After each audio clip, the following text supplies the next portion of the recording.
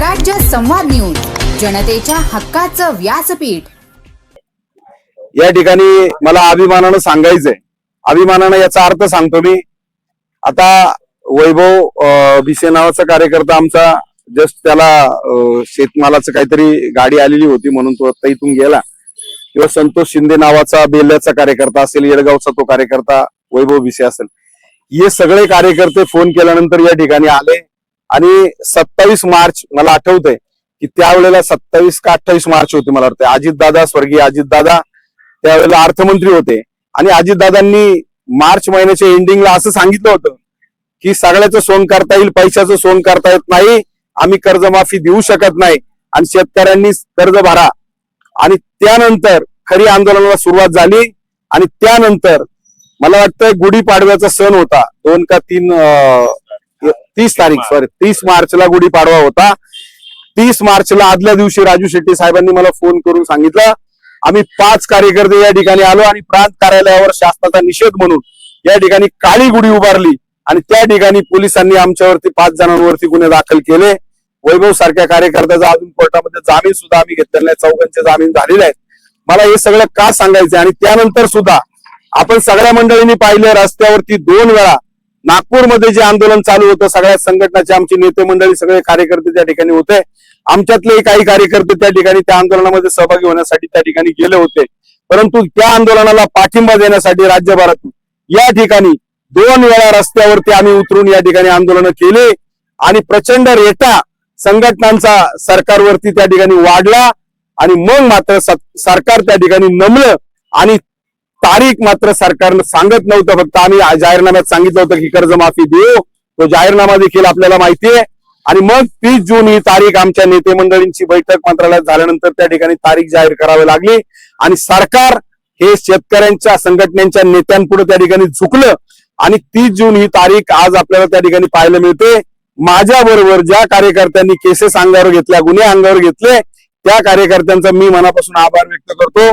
आणि येडगाव असेल, बेल्ला असेल, कुठून कुठून आमचे शेतकरी त्या ठिकाणी आंदोलनामध्ये आले होते। मी मगाशी पण सांगितलं, कुणी जर आम्हाला हलक्यात घेत असेल हे समजू नका, आम्ही जर मनावर घेतलं तर आम्ही बरंच काही करू शकतो। परंतु ही सगळी मंडळी प्रामाणिकपणाने या ठिकाणी आले। आमच्या या महिला भगिनी देखील, आज तुम्ही यांच्या कपड्यांवरती, साड्यांवरती जाऊ नका, पण खानदान शेतकऱ्याच्या मुली आहेत, या लक्षात घ्या आणि त्यांना खरोखर कळवळ आहे म्हणून या ठिकाणी ते आलेले आहेत। आणि म्हणून कोणी जर आमच्या आंदोलनाची खिल्ली उडवायचा प्रयत्न करत असाल तर एक लक्षात ठेवा, तुम्ही जर संघटनांची ताकद काय हे मला त्यांना दाखवून द्यायचं होतं। आणि एक लक्षात घ्या, त्यावेळेला विरोधी पक्ष कुठे झोपला होता का, मला हेच सांगायचं होतं। परंतु आजही आमची संघटना या ठिकाणी प्रामाणिकपणाने काम करणारी आहे आणि त्यावेळेला आम्ही सांगितलं होतं, सरकारनं जरी निर्णय घेतला असला, तुम्ही मगाशी विचारलं की कर्जमाफीचा लाभ शेतकऱ्यांनी घेऊ नये का, निश्चितपणाने घेतला पाहिजे, त्यांचं शेतकऱ्याला दिलासा मिळाला पाहिजे। शेतकऱ्यांच्या ज्या आत्महत्या होत आहेत त्या कुठेतरी थांबल्या पाहिजेत आणि या आत्महत्येला कारण देखील सरकारची धोरणं जबाबदार आहे। मी मगाशी सांगितलं, हमी भावाचा कायदा नाही, ज्यांनी उत्पादित केलेली वस्तू आहे बाकीची त्या वस्तूचे भाव धनाधन त्या ठिकाणी वाढतात, कारण उत्पादन करणाऱ्याला ते परवडत नाही, परंतु आमच्या शेतकऱ्याला मात्र शेतीमालाचा भाव ठरवण्याचा अधिकार तुम्ही त्या ठिकाणी दिला नाही। आयात निर्यात धोरण तुम्ही चुकीच्या पद्धतीने राबवताय, निर्यातीवर बंधनं घालताय, शेतमाल आयात करताय, हमी भावाचा कायदा नाही, स्वामीनाथन आयोग लागू केला नाही। आणि मग प्रत्येक वेळेला काही मंडळी शहरात राहणारी जनता शेतीशी संबंध आहेत, ते आमची खिल्ली उडवायचा शेतकऱ्याचा प्रयत्न, यांना फुकटचं पाहिजे, यांना फुकटची कर्जमाफी पाहिजे। अरे बाबा, हिंमत असेल तर ये शेतामध्ये उन्हातानामध्ये काम कर, मग शेतकऱ्याचे कष्ट काय असतात, शेतकऱ्याच्या वेदना काय असतात ते त्यावेळेला समजेल आणि तोट्याची शेती कशी असते ते करून बघ, मग कळेल। फुकटचा पगार मिळाला, फुकटचं काय मिळालं म्हणून शेतकऱ्याची खिल्ली उडवणं लई सोपं असतं रे बाबा, तेव्हा घाम काढावा लागतो, शेतामध्ये राबावं लागतं, तेव्हा या गोष्टी कळतात। आणि म्हणून सरकार आमच्यावर काय मेहरबानी करत नाही, हे सरकारचंच पाप आहे। याच्या आधी देखील काँग्रेसच्या सरकारच्या काळात देखील कर्जमाफी झाली आहे, मागच्या वेळेला उद्धव साहेब मुख्यमंत्री असताना कर्जमाफी केली। माझं म्हणणं आहे काय, आम्हाला कोणाला क्रेडिट द्यायचं नाही, त्या कर्जमाफीच्या तुलनेत या कर्जमाफीमध्ये फसवेपणा अधिक आहे आणि म्हणून आम्हाला या गोष्टीचा राग आहे। द्यायचं तर इमानदारीने द्या, याच्या आधी देखील कर्जमाफी झालेली आहे, त्या कर्जमाफीच्या बाबतीमध्ये देखील आम्ही सतर्क राहून सरकारला जागेवर आणून त्या ठिकाणी व्यवस्थित कर्जमाफी करायला लावलेली आहे। या ठिकाणी सगळे मुद्दे जवळजवळ या ठिकाणी मांडलेले आहेत। प्रामाणिक कर्ज भरणाऱ्याला देखील 1 लाख रुपये द्या, 2019 मध्ये ज्यांना कर्जमाफीचा लाभ मिळाला नाही डॉक्टरांनी सांगितलं त्यांना फक्त 50,000 रुपयावर तुम्ही वळवणार.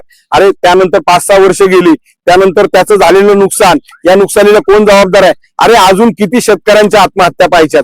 ओटीएस मध्ये सुद्धा तुम्ही काही शेतकऱ्यांना सांगणार की 2 लाख रुपये मिळवायचे असतील तर तुम्हाला वरची रक्कम भरावी लागेल. अरे शेतकऱ्याकडे पैसेच नाहीत तर त्यांनी वरचे पैसे भरायचे कुठून? या साध्या गोष्टी तुम्हाला सत्तेमध्ये बसलेल्या लोकांना जर कळत नसतील आणि चुकीच्या पद्धतीनं अशा पद्धतीनं कर्जमाफी दिल्याचा कांगावा करून तुम्ही जर पाठ तुटून घेणार असाल तर ते आम्ही सहन करणार नाही. शेतकऱ्यासाठी अनेक केसेस अंगावर घेतलेली आम्ही मंडळी आहोत. याच्यासाठी पुन्हा एकदा तीव्र संघर्ष करायची वेळ आली तरी आमची तयारी आहे, परंतु शेतकऱ्याला सरसकट कर्जमाफी मिळाली पाहिजे आणि सगळ्या शेतकऱ्यांना याच्यामध्ये न्याय मिळाला पाहिजे. या प्रामाणिक भूमिकेतून आम्ही सगळी मंडळी या ठिकाणी जमलेलो आहोत.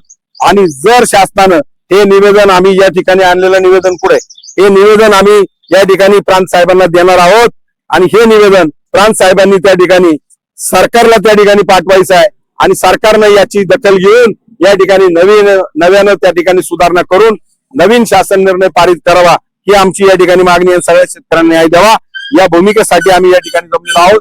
या ठिकाणी सर्वप्रथम शासन निर्णयाची होळी करून आम्ही या शासनाचा या ठिकाणी निषेध करणार आहोत.